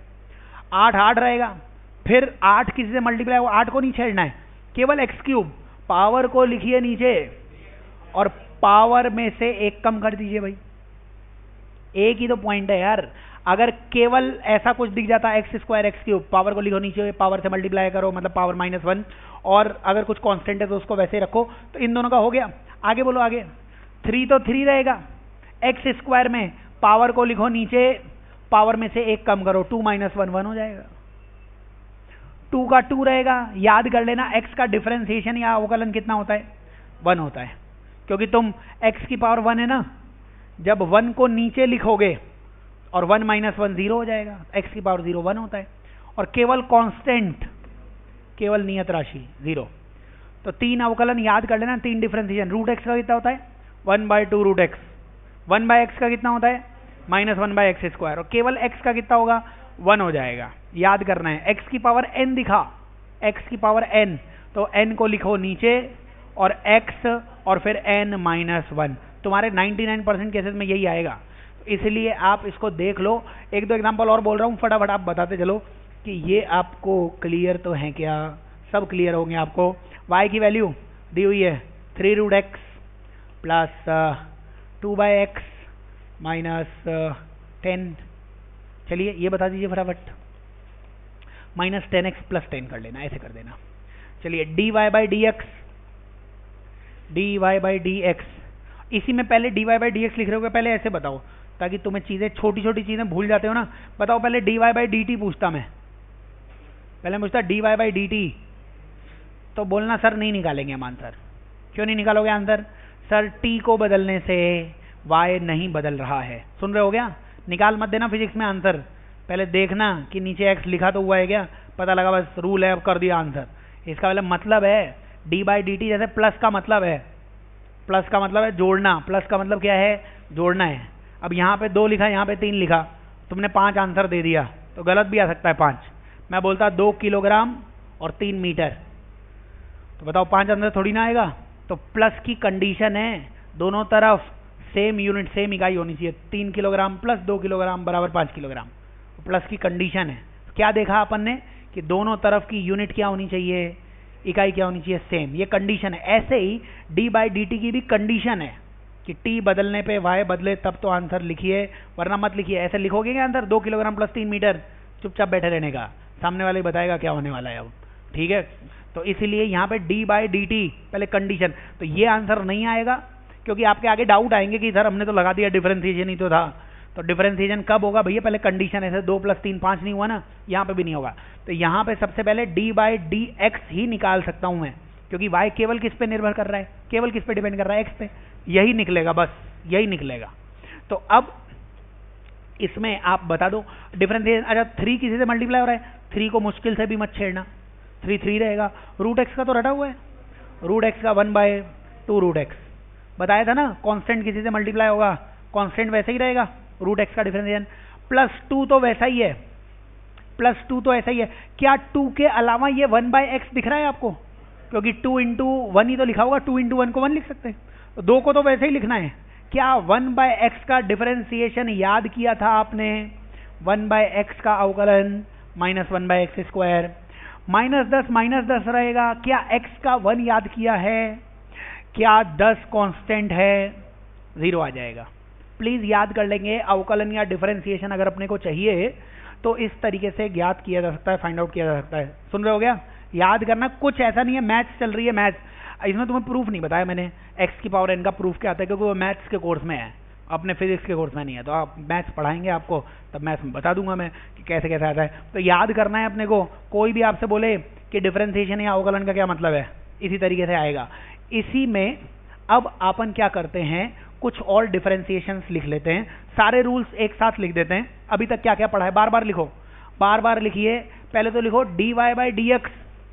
इसका आंसर लिखोगे कब? इसका आंसर कब लिखोगे? इसका उत्तर कब लिखोगे? y जब फंक्शन होगा x का, जब y में x दिख रहा हो। सब आगे मत पूछना मेरे से क्यों ऐसा, क्योंकि इसको हिंदी में मतलब होता है इसका, x को बदलने पर y कितना बदला। अब y में x है ही नहीं तो काहे बदलेगा, तो क्यों लिखूंगा उसका आंसर? नहीं लिखूंगा उसका आंसर। ठीक है, पहली तो ये कंडीशन है। कंडीशन जैसे प्लस की क्या कंडीशन होती है तुम्हें बताई नहीं बचपन में? प्लस की कंडीशन है दोनों तरफ सेम यूनिट होनी चाहिए, 1 metre plus 2 metre, 1 kilogram plus 2 kilogram, वो कंडीशन है। उसके बाद आंसर लिखो। फिर आंसर कैसे लिखेंगे? जोड़ देंगे जो भी जोड़ना है, ऐसे कंडीशन है ये। दूसरा फटाफट लिखिए, डी बाई डी एक्स किसी कांस्टेंट का, किसी नियत राशि का 0। तीसरा डी बाई डी एक्स अगर आ जाएगा x की पावर n का, तो n x की पावर n-1। प्लीज याद कर लेना, खुशी खुशी याद करना। अगर डी बाई डी एक्स आ रहा है, कांस्टेंट किसी से मल्टीप्लाई हो गया, किसी x से, कांस्टेंट मल्टीप्लाई हो गया किसी से, तो कांस्टेंट को मत छेड़ना, केवल डिफरेंशिएशन या अवकलन जो x का फंक्शन है या फलन है उसका कर देना। किसी को नहीं समझ में आ रहा हो सर ये फंक्शन का क्या मतलब है, फलन का क्या मतलब है, इसका मतलब होता है एक्स स्क्वायर, एक्स क्यूब, कुछ भी लिख दो x में, उसको हम क्या बोलते हैं? फंक्शन बोलते हैं, फलन बोलते हैं। वैसे 10 से पहले आता है थोड़ा बहुत ये, है ना। तो ये 4th आ जाएगा। 5th में अगर d बाई डी एक्स दिख रहा है आपको u प्लस वी का, तो पहले u का डिफरेंशिएशन कर दो, प्लस है तो प्लस लगा दो, माइनस है तो माइनस लगा दो, फिर डिफरेंशिएशन या अवकलन किसका कर दो? v का। सिंपल रूल है ये, क्लास ही क्लास में याद हो जाने चाहिए, क्लास ही क्लास में, कुछ ऐसा नहीं है। ये 5th रूल हो गया। चलिए 6th रूल, 5th रूल तक तो ये सब तो याद करना है, ठीक है। इसके अलावा भी सारे मैं सब रूल्स लिख रहा हूं, आप तो इन्हें याद कर लो बस। 5th के आगे 6th रूल बताइए फटाफट। डी बाई डी एक्स अगर कोई x का पूछता तो कितना होता? 1। बताया आपको। डी बाई डी एक्स कोई रूट x का पूछता तो कितना हो जाता? 1/2 root x। 8th d by d x कोई 1/x का पूछता, -1/x स्क्वायर, -1/x स्क्वायर। समझ रहे हो? ये 8th रूल आया। अब 9th 10th 11th ये 3 नए रूल आएंगे जिसका डेरिवेशन मैं बताऊंगा नहीं, अपने फिजिक्स के लिहाज से इंपॉर्टेंट नहीं है। D by d x log x का, d by d x log x का वो आएगा 1/x। D by d x log x का कितना आएगा? 1/x। ध्यान देना लॉग एक्स का ये जो बेस होगा ये e होना चाहिए, ऐसा नहीं लॉग एक्स का यहाँ पे बेस लिखा हो 10 या 2 या 3, तब आंसर नहीं आएगा। और याद रखना ये जो लॉग का बेस जब e होता है तब उसे ln x भी कहते हैं। तो लॉग का बेस अगर e है तो उसी को क्या कहते हैं? नेचुरल लॉग, प्राकृतिक लॉग कहते हैं उसे, नेचुरल लॉग, है ना। नेपियर है, कि नेपियर को क्या थे, कैलकुलेशन आती नहीं थी, मैथमेटिशियन था नेपियर उसका नाम था, उसको प्लस माइनस तो करना आता था लेकिन उसे मल्टीप्लिकेशन और डिवीजन नहीं आता था नेपियर को, ठीक है। तो उसने एक ऐसी मैथ्स बनाई जिसमें मल्टीप्लिकेशन होता ही नहीं है। अगर लॉग में मल्टीप्लिकेशन नहीं होगा, लॉग a इंटू बी क्या होता है? Log a plus log b। समझ रहे हो क्या? तो आवश्यकता आविष्कार की जननी है, उसको आती नहीं थी मल्टीप्लिकेशन, तो अगले ने एक मैथ्स ही बना दी जिसमें मल्टीप्लिकेशन डिवीजन होती नहीं है। लॉग में नहीं होती मल्टीप्लिकेशन डिवीजन। ऐसे तुम्हें भी कुछ नहीं आए तो उसकी बना दो वही, कि ऐसे कर लो भाई, आंसर तो आएगा तो बना देना कुछ, तुम्हें भी नोबेल पुरस्कार मिल जाएगा। हम भी बताएंगे भैया क्लास में बैठे बैठे हीरो का दिमाग चला, नोबेल पुरस्कार। समझ रहे हो क्या? तो याद करना है अपने को, लॉग एक्स का डिफरेंशिएशन कितना हो जाएगा, अवकलन कितना हो जाएगा? 1/x। 2 और फॉर्मूले याद करने, और रोज पूछूंगा मैं। मान लो तुम 2 बजे सो रहे हो, मैं आऊंगा थप्पड़ मारूंगा एक, तुम उठोगे क्या हुआ क्या हुआ, मैं बोलूंगा बता लॉग एक्स का डिफरेंशिएशन, तुम बोलना 1/x, फिर सो जाना। समझ रहे हो क्या? याद करना है, सोते से भी जगह कोई पूछे याद करना है। 2 डिफरेंशिएशन और याद करो। D by d x sine x का, वो आपको याद रखना है प्यारा cos x. D by d x sine x का कितना हो जाएगा? Cos x.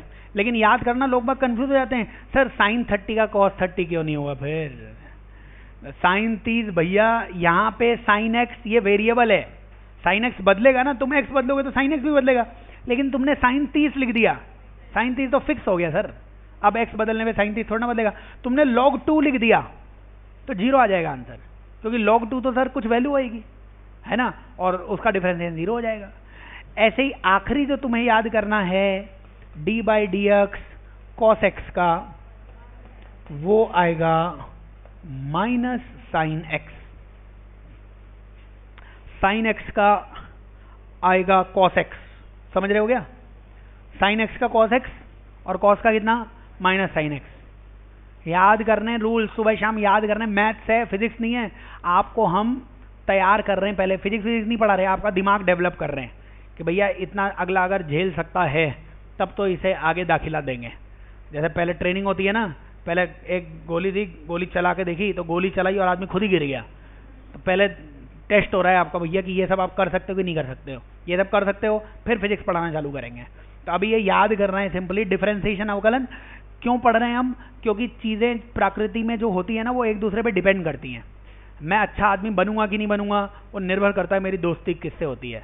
अब दोस्ती मेरी हीरो से हो गई, जो सुबह शाम इधर उधर गलियों में घूम रहा है, तो मैं भी फिर हीरो ही बनने वाला हूँ। मेरी दोस्ती हो गई डॉक्टर से, मैं भी क्या बनने वाला हूँ, डॉक्टर। तो आपका लक्ष्य पाना वो निर्भर करेगा आपकी दोस्ती किससे होती है, समझ रहे हो गया। तो चीज़ें निर्भर करती हैं एक दूसरे पे। सर मैं हीरो बनूंगा कि नहीं बनूंगा वो निर्भर करता है आपकी शक्ल कैसी है। सर शक्ल तो देख लो ऐसी दी है भगवान ने, जरूर हीरो बनोगे आप, समझ रहे हो गया। तो चीज़ें निर्भर करती हैं, इसलिए हम क्या पढ़ रहे हैं d y by d x, y x एक दूसरे पे डिपेंड करेगा। और अगर निर्भर ना करे तो आंसर मत निकालो, जैसे d y by d t, अब वाई में टी नहीं है तो नहीं निकलेगा आंसर, और वाई में एक्स है तो d y by d x का आंसर आएगा। आंसर आएगा तो भाई ये 10-11 आंसर हैं। रूल्स, 2 रूल्स और हैं, 2 क्या इनफैक्ट 3 ही है, लेकिन अभी आप इसमें अगला रूल लिखो, एक और हेडिंग लिखेंगे और घबराएंगे नहीं। अब नेक्स्ट रूल से इसमें है प्रोडक्ट रूल, प्रोडक्ट रूल ये आज का आखिरी रूल है, प्रोडक्ट रूल। और फिर सवाल करेंगे। प्रोडक्ट रूल मतलब मान लीजिए आपको x और x मल्टीप्लाई हो रहे थे, कोई f भी होता है x का फंक्शन, कोई g भी होता है x का फंक्शन, है ना। जैसे नहीं समझ में आ रहा हो तो आपको x इंटू साइन एक्स दिया होता, अगर x इंटू साइन, अगर एक कांस्टेंट होता तब तो हम क्या करते, मान लीजिए 2 साइन एक्स होता, तब तो हमने बताया हुआ है कांस्टेंट को छेड़ना नहीं है और साइन एक्स का डिफरेंशिएशन कर दो। सर साइन एक्स का तो कॉस एक्स, तो 2 cos x आ जाएगा। लेकिन यहाँ तो ये दोनों ही x और x हो गए सर, तो अब वो वाला रूल तो लगेगा नहीं, तो यहाँ पे x से x मल्टीप्लाई कर रहा है, इसलिए यहाँ पे प्रोडक्ट रूल, गुणनफल का रूल लगेगा। इसका सिंपल सा मतलब है सबकी बारी आएगी, सब अपनी बारी का इंतजार करो, सबका डिफरेंशिएशन होगा, एक बार में एक का होगा। सबसे पहले मान लो सुंदर लग गया तुम्हें f, तो f को मत छेड़ना, जो सुंदर लग रहा है सर f को ऐसे ही लिख दो, तो डिफरेंशिएशन किसका कर दोगे, g का।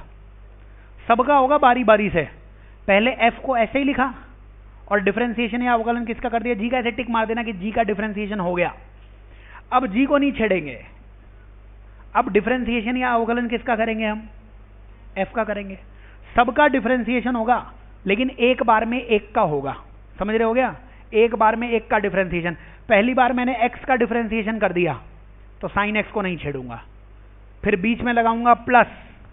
अब मैंने x का डिफरेंशिएशन पहली बार में कर लिया था, अब दूसरी बार में किसका डिफरेंशिएशन होगा, साइन x का। उस वक्त x को नहीं छेड़ूंगा, बारी बारी से सबका डिफरेंशिएशन होगा, छोड़ा किसी को नहीं जाएगा, सजा सबको मिलेगी, बारी बारी से मिलेगी, देखो है ना। तो इसलिए आप क्या करो, शक्लें सुधारो पहले और लिखो पहले यही क्वेश्चन का x साइन x, मान लीजिए इसका डिफरेंशिएशन हमसे कोई पूछता तो याद करना है एक बार में एक का डिफरेंशिएशन। बताओ x का डिफरेंशिएशन कितना होता है, केवल x का डिफरेंशिएशन कितना होता है 1, तो x पे टिक मार लेना कि x का डिफरेंशिएशन मैंने लिख दिया, तो एक बार में एक का ही करना है, साइन x को मत छेड़ना, साइन x को ऐसे ही नोट डाउन कर लेना, प्लस लगा देना। पहले x का डिफरेंशिएशन हो गया, अब बारी किसकी है, साइन x की, तो अब x को तो वैसे ही लिखना क्योंकि x का डिफरेंशिएशन तो पहले ही हो गया। अब डिफरेंशिएशन किसका होगा, साइन x का। साइन x का कितना होता है, कॉस x। ये इसका आंसर आ जाएगा। एक बार में एक का डिफरेंशिएशन करना है, चाहे कुछ भी लिखा हुआ है, फिर से करिए, y की value root x cos x, आइए प्रश्न करते हैं अगला प्रश्न, dy बाय dx।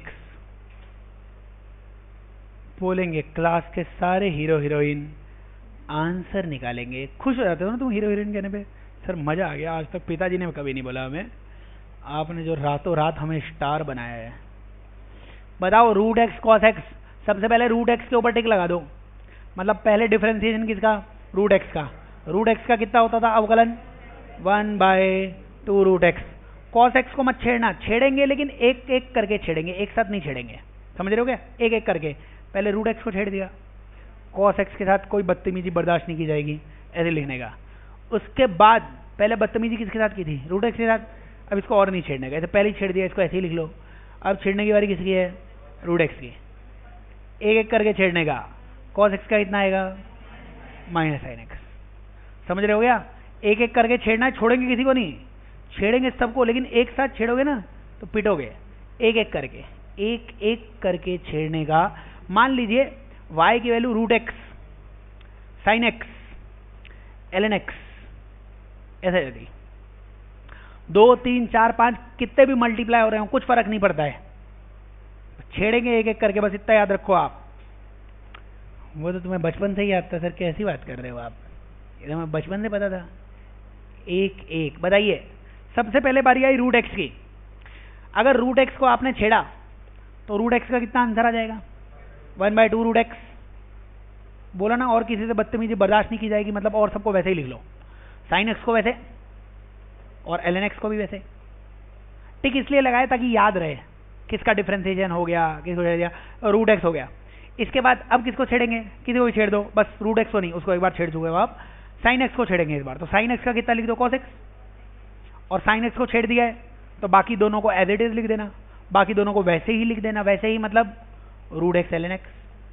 समझ रहे हो क्या? एक बार में एक को छेड़ना है बस यार, इससे आसान कुछ नहीं है। इन दोनों को छेड़ दिया है, ln x बुरा मान गया कि मेरे को भी छेड़ो, ऐसी क्या बात है? ln x बोलो, ln x का डिफरेंशिएशन 1/x। और इस बार ln x को छेड़ रहे हो ना, बाकी सबको नहीं छेड़ने का, बाकी सबको वैसे ही लिख देने का। एक बार में एक को, ये होता है प्रोडक्ट रूल।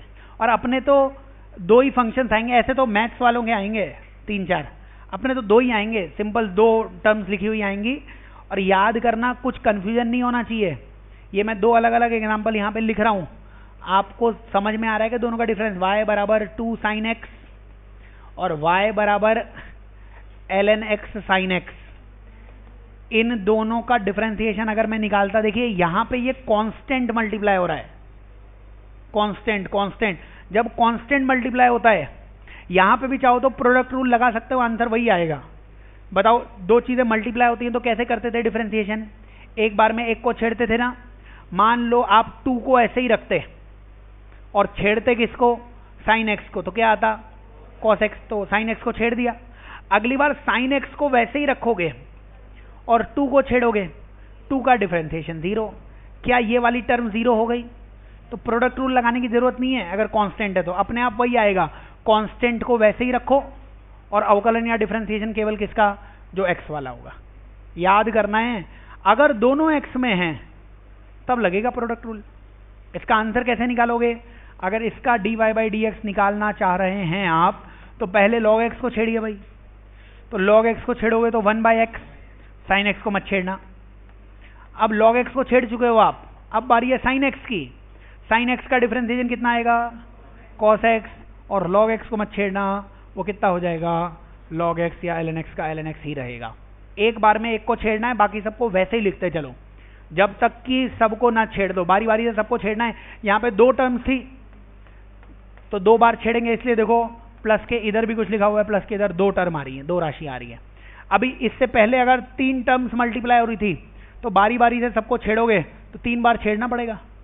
एक बार इसको छेड़ना, एक बार इसको छेड़ना, एक बार इसको छेड़ना, और 3 बार छेड़ोगे 3 टर्म्स बनेंगी। देखो 3 टर्म्स बन रही होंगी, 3 राशियां बन रही होगी। तो एक बार में एक को ही डिफरेंशिएशन करना है। तो अगर 10 राशियां होंगी तो 10 टर्म्स बनेंगी अलग अलग, एक बार में एक को ही करना है बस। तो बस ये याद करना है अपने को। तो डिफरेंशिएशन में थोड़ी बहुत चीज़ें और बाकी हैं, वो अपन कल कंटिन्यू करेंगे। रूल चिल्लाएंगे एक बार, सब जाग जाओ। जाग रहे हो सब? रूल चिल्लाएंगे सब, बताइए। dy बाई डी एक्स तभी आंसर देगा जब y में x दिखेगा, समझ रहे हो गया। अब y दिख रहा है एक्स स्क्वायर, और मैंने पूछा एक्स स्क्वायर का अवकलन कर दो with respect to t, differentiation कर दीजिए विद रेस्पेक्ट टू t। तो dy by d t answer मत दीजिए, वो जीरो होगा नहीं होगा वो छोड़िए, आंसर नहीं देंगे अपन, क्या होगा वो कल सीखेंगे अपन, है ना। आंसर तभी देना है जब ऊपर भी कुछ x में लिखाओ और नीचे भी x में, या ऊपर भी कुछ t में लिखाओ नीचे भी कुछ t में, तब डिफरेंशिएशन या अवकलन होगा। उसमें याद करेंगे कांस्टेंट का डिफरेंशिएशन या अवकलन कितना होगा, आपके ज्ञान के बराबर, कितना होगा, 0, 0, समझ रहे हो गया। कांस्टेंट का अवकलन डिफरेंशिएशन 0 होगा, 0। अगर x की पावर n है तो डिफरेंशिएशन या अवकलन कितना होगा, n x की पावर n माइनस 1, याद करना है। x का डिफरेंशिएशन 1 होगा, रूट x का 1/2 रूट x होगा, 1/x का माइनस 1/x स्क्वायर होगा, ln x का 1/x होगा, साइन x का cos x होगा, cos x का माइनस साइन x होगा। अगर दो के बीच में प्लस आया होगा तो डिफरेंशिएशन या अवकलन के बाद भी प्लस प्लस ही रहेगा। अगर कांस्टेंट किसी से मल्टीप्लाई हो रहा होगा, कांस्टेंट वैसा ही रहेगा जिससे मल्टीप्लाई हो रहा है, केवल उसका डिफरेंशिएशन। और दोनों एक्स एक्स आपस में मल्टीप्लाई हो रहे हैं तो सर प्रोडक्ट रूल लग जाएगा, एक बार में एक का, एक बार में एक का दूसरा वैसा ही, दूसरे बार में दूसरे का पहला वैसा ही रहेगा, तो ये प्रोडक्ट रूल आ जाएगा। तो इसको अपन आगे डिस्कशन करेंगे नेक्स्ट क्लास में। तब तक स्वस्थ रहिए, मस्त रहिए।